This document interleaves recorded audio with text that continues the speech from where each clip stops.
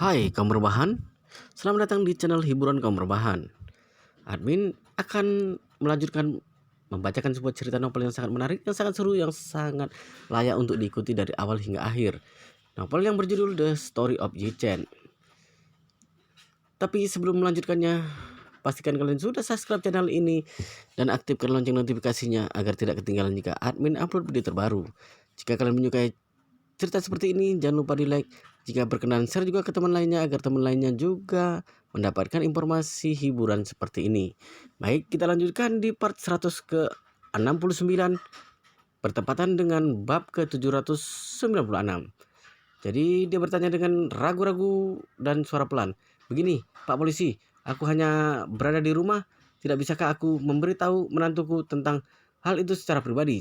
Petugas polisi yang bertindak sebagai pemeran menjengkelkan memukul meja dan marah dan berkata kepada petugas polisi yang bertindak sebagai peran ramah di dekatnya. Aku sudah bilang bahwa kita tidak boleh mempercayai wanita bodoh sepertinya. Kamu masih ingin melepaskannya? Apa kamu tidak mendengar apa yang dia katakan? Dia secara pribadi ingin mengatakan hal ini kepada Yi Chen.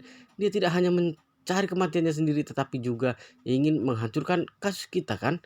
Ekspresi petugas polisi yang bertindak sebagai peran ramah berubah menjadi suram, menatap Malan dan berkata dengan dingin, "Malan, kamu benar-benar mengecewakanku. Aku pikir kamu benar-benar tidak akan mengatakan masalah ini kepada siapapun. Aku akan menyangka kamu bahkan ingin membahas ini dengan menantumu. Bukankah semua hal yang aku katakan barusan sia-sia?" Malan tiba-tiba panik. Dia bertanya dengan gemetar, "Pak Polisi, sejujurnya aku berakhir di sini adalah karena kartu milik Yichen itu. Apakah tidak bisa menemuinya dan menyelesaikan masalah itu dengannya?" Petugas polisi yang bertindak sebagai pemeran menjengkelkan berkata dengan marah, "Bodoh, Yichen adalah salah satu anggota yang menerima black card para gangster itu sendiri dan mengawasinya. Bahkan setiap gerakannya, setiap kata dan setiap tindakannya mungkin berada di bawah pengawasan mereka. Mungkin juga ada banyak monitor dan penyadap yang dipasang di rumahmu. Jika kamu berani mengatakan sepatah kata saja padanya, kemungkinan besar akan menyebabkan kematian bagi dirimu sendiri dan bahkan keluargamu." Malan terkejut dengan cepat berkata, "Kalau begitu aku tidak akan mengatakannya. Aku tidak akan mengatakannya. Aku tidak akan pernah mengatakan sepatah kata pun padanya. Aku tidak akan mengatakan hal ini pada siapapun." Petugas polisi yang bertindak sebagai peran menjengkelkan mendengus dingin. "Sekarang kamu baru berkata seperti itu. Ku beritahu, sudah terlambat. Sejak awal aku sudah mengatakan bahwa orang sepertimu tidak bisa dipercaya sama sekali. Jika melepaskanmu, maka itu adalah bencana bagi kamu. Cepat atau lambat, kamu akan merusak rencana besar kita dan kemudian kamu akan kehilangan nyawamu." Setelah itu dia berkata kepada polisi yang bertindak sebagai peran ramah, "Menurutku sebaiknya kita mengurungnya lagi. Saat kasus ini selesai, kita akan melepaskannya." Polisi yang bertindak sebagai peran ramah tidak lagi keberatan. Dia mengangguk dan berkata, "Untuk berjaga-jaga sepertinya memang itu yang harus kita lakukan." Setelah mendengar percakapan itu, Marlan menangis dan menangis memilukan sambil dengan keras menampar mulutnya dengan tangannya dan diborgol dan berkata, "Pak Polisi, aku tahu bahwa aku salah. Aku benar-benar tidak akan mengatakan mengenai masalah ini sepatah kata pun. Jika kalian membiarkan aku pergi, aku tidak akan pernah mengatakannya kepada siapapun. Sekali lagi, tolong jangan kirim aku ke penjara lagi atau aku akan mati di dalamnya." Petugas polisi yang bertindak sebagai peran menjengkelkan menatapnya dan berkata dengan dingin, "Aku tidak akan mempercayaimu sama sekali." Malan sangat menyesal. Dia ingin memukuli dirinya sendiri sampai mati. Mengapa dia harus menyebutkan Yi Chen? Apa yang lebih penting sekarang daripada membuat dirinya keluar dari penjara? Selain itu, apa gunanya menemui Yi Chen? Kartu ini sendiri sengaja diberikan kepada Yi Chen oleh penjahat. Dia juga berada di sini karena dirinya sendiri yang serakah dan tidak tahan godaan. Bahkan jika dia pergi menemui Yi Chen untuk menyelesaikan masalah itu juga tidak masuk akal. Terlebih lagi, Ada gangster internasional terkutuk di balik ini. Jika dia memarahi Chen dan akhirnya terbunuh, bukankah itu kerugian besar?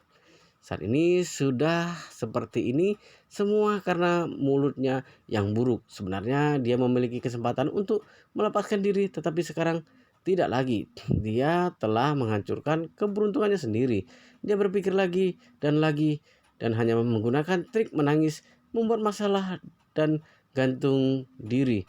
Akhirnya dia menangis dan berkata kepada kedua petugas polisi, "Pak polisi, jika kalian tidak melepaskanku, aku akan gantung diri di penjara." Melihat Malan mencari kematiannya sendiri seperti ini, kedua polisi itu saling memandang. Polisi yang bertindak sebagai peran ramah bertanya, "Malan, kami dapat mempertimbangkan untuk membebaskanmu, tetapi kami harus berkomunikasi denganmu terlebih dahulu. Jika kamu membiarkanmu pergi, jika kami membiarkanmu pergi begitu kamu tiba di rumah, keluargamu akan bertanya di mana kamu berada selama 2 hari ini. Apa yang akan kamu katakan pada mereka?" Malan buru-buru berkata, Aku akan memberitahu mereka selama 2 hari ini. Malan ragu-ragu untuk waktu yang lama. Dia merasa bingung. Dia tidak tahu bagaimana menjelaskannya kepada suami dan putrinya setelah dia pulang. Bagaimanapun, dia telah menghilang selama 2 hari 2 malam tanpa alasan apapun. Yang lebih penting adalah bahwa tubuh telah babak belur karena dipukuli. Terlebih lagi, dia kehilangan 2 gigi depannya. Ini terlalu menyedihkan. Polisi yang bertindak sebagai peran ramah berkata dengan pelan, "Baiklah, aku akan memberimu ide. Jika kami memutuskan untuk membiarkanmu pergi setelah mempertimbangkannya, kamu akan memberitahu suami, putri, dan menantumu bahwa kamu memasuki organisasi MLM dan mengalami kesalahan selama 2 hari ini. Organisasi MLM mencuci otakmu dan memintamu pergi ke bank untuk menyelesaikan penipuan dan kemudian kamu ditangkap oleh polisi." Malan dengan cepat mengangguk dan berkata, "Pak polisi, percayalah, selama kalian melepaskanku, aku akan memberitahu keluargaku sesuai dengan instruksi kalian. Aku tidak akan pernah membocorkan sepatah kata pun tentang masalah ini dan tidak akan menunda rencana kalian untuk menangkap penipu internasional itu." Polisi itu menanggapi, lalu berkata dengan lemah, "Baiklah, mari kami akan mendiskusikan masalah ini. Setelah itu kami akan segera mengirimmu kembali ke rumah tahanan. Jika kami memutuskan untuk membiarkanmu keluar, maka rumah tahanan akan langsung membebaskanmu." Malan dengan cepat bertanya, "Pak polisi, setelah berdiskusi Anda tidak akan terus mengurus saya kan?" Petugas polisi yang bertindak sebagai peran menjengkelkan memukul meja dan berteriak, "Kita harus membicarakan ini dulu. Kamu bisa kembali dan menunggu dengan sabar hasil diskusi kami. Kamu tidak memiliki hak untuk tawar-menawar." Begitu Malan mendengar ini, dia tidak berani mengatakan lebih banyak. Jadi dia hanya bisa setuju. Kemudian dia berkata, "Pak polisi, jadi apakah sekarang aku harus kembali ke penjara sambil menunggu berita dari kalian?" "Ya," petugas polisi yang bertindak sebagai pemeran menjengkelkan berkata dengan suara dingin, "Kami akan meminta polisi lain untuk mengantarmu kembali sekarang. Ingat, setelah kamu keluar dari pintu ini, jangan katakan sepatah kata pun tentang masalah ini." Wajah Malan dengan tegas mengangguk. Dia meyakinkan, "Kalian tenang saja, bahkan jika aku terbunuh, aku tidak akan mengatakan sepatah kata pun." Selanjutnya Malan dibawa kembali ke rumah tahanan oleh kedua orang polisi. Dalam perjalanan kembali dia sangat tertekan. Bagaimanapun juga dia tidak menyangka jadi seperti itu cerita di balik kejadian ini. Ini masalah yang sangat penting. Tidak mungkin baginya untuk menemui Chen dan membuat masalah dengannya. Kalau tidak, jika dia mengatakan sesuatu yang salah dan diketahui oleh polisi, kemungkinan polisi itu akan membawa dirinya kembali ke rumah tahanan. Dalam hal ini, dia tidak akan tahu sampai kapan dia bisa keluar. Tepat ketika Manlan dikirim kembali ke rumah tahanan, Su Changkun tidak sabar mencari kesempatan untuk terus bertemu Han Making. Tadi malam dia menikmati makanan rumahan yang sangat lezat dengan Han Making di rumahnya, dan Han Making lah yang membuat masakan hal ini membuat suasana hati Seo Chang-kun menjadi baik. Jadi pagi-pagi sekali dia mengirim chat pada Han Making mengundangnya untuk mengunjungi kampus lama mereka, yaitu Universitas Jongsan, bernostalgia tentang kenangan tahun itu. Ketika Han Making mendengar bahwa dia mengundangnya untuk mengunjungi kampusnya yang lama, dia langsung setuju tanpa ragu-ragu. Kemudian Seo Chang-kun segera membersihkan dirinya. Dia buru-buru keluar, bahkan dia pergi tanpa sarapan. Melihat ayahnya berdandan rapi, Securan segera bertanya, "Kemana ayah akan pergi pagi begini?" Seo Chang-kun berkata dengan ekspresi gembira, "Aku punya janji dengan bibi Hanmu. Hari ini kami akan pergi ke kampus kami dulu. Selama lebih dari 20 tahun ini dia belum ke sana sama sekali." Mendengar ini, Securan tiba-tiba menjadi marah. Kemudian dia bertanya, "Ibu telah hilang selama hampir 2 hari, 2 malam, dan masih belum ada kabar tentangnya. Bagaimana bisa ayah justru ingin pergi dengan bibi Han? Apakah ayah tidak ingin menemukan keberadaan ibu?" Hehehe. Si Cangkun tertawa kemudian berkata dengan maksud terselubung, "Astaga, bukankah mencari keberadaan ibumu sudah ditangani oleh Yi Chen, olehmu dan Yi Chen? Lagi pula kalian berdua masih muda. Kalian jauh lebih bisa diandalkan daripada aku. Jadi aku hanya menunggu kabar baikmu dengan sabar." Securan dengan marah berkata, "Ayah, aku benar-benar akan marah jika ayah terus seperti ini. Kenapa ayah masih belum bisa membedakan mana yang harus diprioritaskan saat ini? Dalam hati ayah, apakah menemani bibihan untuk mengunjungi kampus lama lebih penting daripada keselamatan ibu?" Si Cangkun tahu bahwa hal semacam ini salah. Jadi dia juga tidak ingin terlalu banyak berbicara masalah ini dengan putrinya. Oleh karena itu, dia buru-buru melambaikan tangannya dan berkata, sudah terlambat. Aku tidak akan berbicara lagi denganmu. Kita lanjutkan nanti. Aku pergi dulu. Selamat tinggal." Setelah berbicara, dia langsung melangkah keluar. Securan mencoba menghentikannya, tetapi pada akhirnya dia tidak berhasil. Seo Chang-kun telah keluar dari pintu. Melihat Seo Chang-kun pergi, Securan dengan marah berkata pada Yi Chen, "Apa kamu melihatnya? Ayah bahkan tidak mengajakmu kali ini. Aku yakin bibi Han juga tidak akan mengajak putranya hari ini. Mereka akan pergi berkencan." Yi Chen langsung berkata, "Astaga, jangan terlalu memikirkannya. Mereka hanya teman sekelas lama yang bertemu satu sama lain. Berkencan apanya?"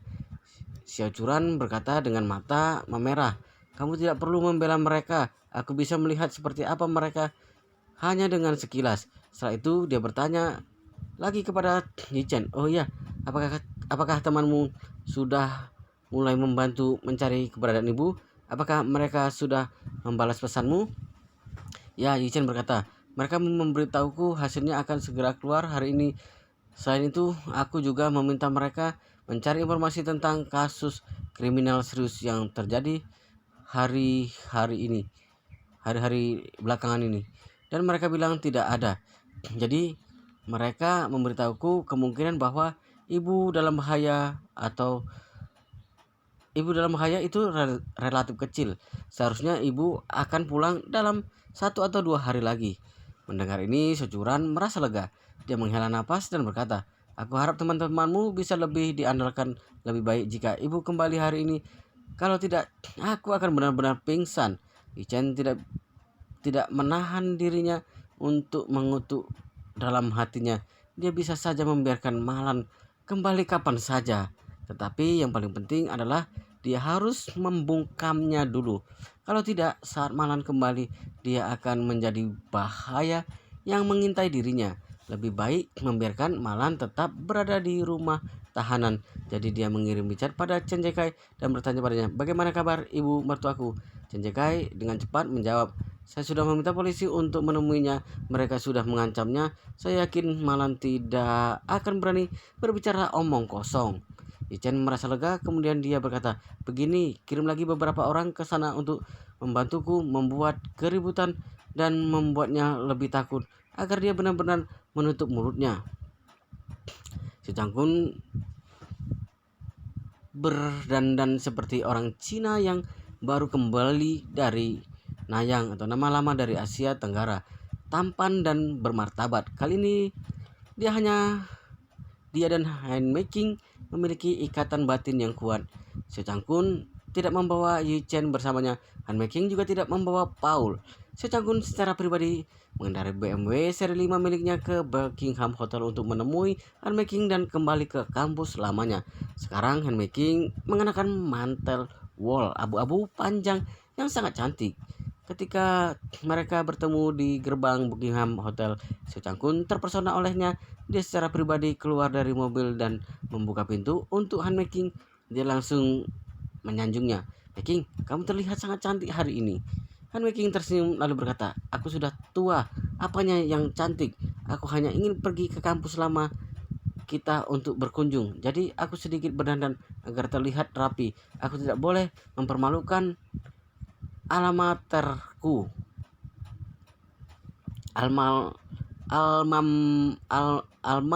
materku. Setelah itu Han Meking melanjutkan, selain itu kita akan mengadakan pesta dengan teman kelas lama kita hari ini.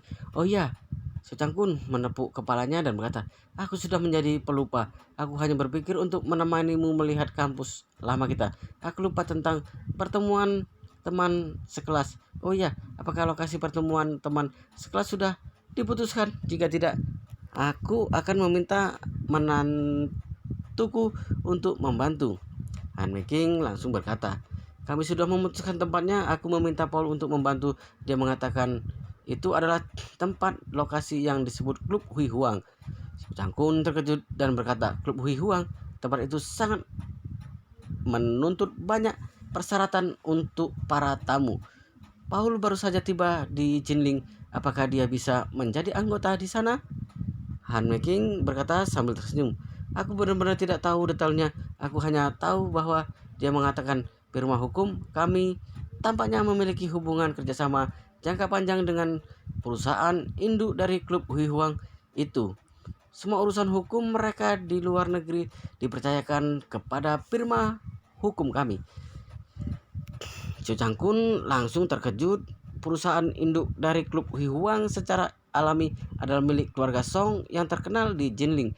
Tanpa diduga, firma hukum Han Meking memiliki hubungan kerjasama dengan keluarga Song. Dia awalnya ingin menantunya Yi Chen membantunya untuk memesan tempat di Klub Hui Huang dan membuat dirinya berpura-pura hebat tanpa melakukan apapun. Tapi dia tidak menyangka Paul putra Han Meking akan menyelesaikan masalah ini secara langsung. Ini benar-benar luar biasa. Jadi Xiao Changkun dengan cepat membuat isyarat mempersilahkan dan berkata, Meking silakan naik. Han Meking mengucapkan terima kasih dan dengan anggun duduk di kursi di samping pengemudi BMW seri 5 milik Xiao Changkun. Sambil mengendarai mobilnya ke Universitas Zhongshan, Xiao Changkun juga mengatakan perasaannya. Kamu telah pergi selama lebih dari 20 tahun dan belum pernah kembali kan? Han Meking menjawab, aku pernah kembali ke Cina sebelumnya, ke Suzhou dan Hongzhou, tetapi aku belum pernah kembali ke Jinling. Xiao Changkun langsung bertanya, kamu tidak kembali ke Jinling bukan karena masalah waktu itu kan?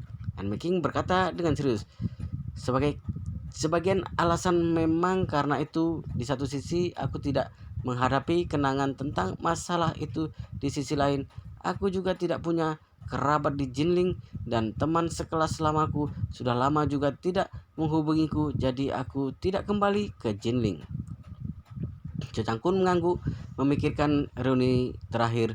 Banyak teman-temannya yang menggodanya karena cinta segitiga antara dirinya dengan Han Meking dan Malan sebelumnya. Jadi dia dengan serius berkata kepada Han Meking, Meking, pesta hari ini mungkin teman sekelas lama kita akan menggoda kita tentang apa yang terjadi pada saat itu. Jangan menganggapnya terlalu serius. Mereka memang sudah tua, tapi tetap kekanak-kanakan. Han Meking berkata sambil tersenyum. Selama itu tidak memutarbalikkan fakta, tidak masalah untuk membuat lelucon tentang masalah itu. Jika aku takut mereka akan mengejekku, kenapa aku membuat acara reuni ini? Kita semua belum pernah bertemu selama lebih dari 20 tahun. Apa gunanya menggodaku? Setelah tiba di Universitas Chongshan, Seo Chang-kun memarkir mobilnya di tempat parkir gerbang kampus dan berjalan ke kampus berdampingan dengan Han Making. Perkuliahan sedang berlangsung, jadi kampus sangat sepi. Mereka berdua berjalan di jalan beton kampus.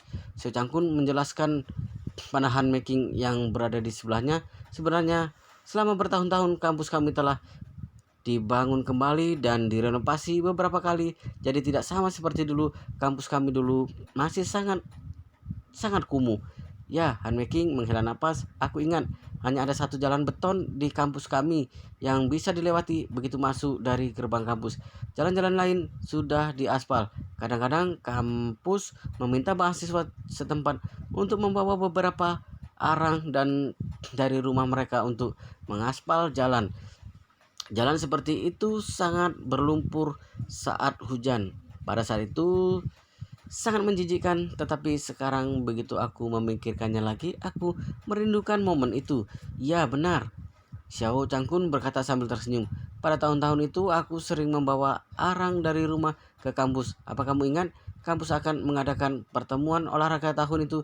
Namun pada akhirnya lapangan kampus kami sangat buruk. Saat acara dimulai, kita mencoba segala cara untuk mendapatkan lebih banyak bahan yang dapat digunakan untuk membuka jalan. Han Making berkata sambil tersenyum.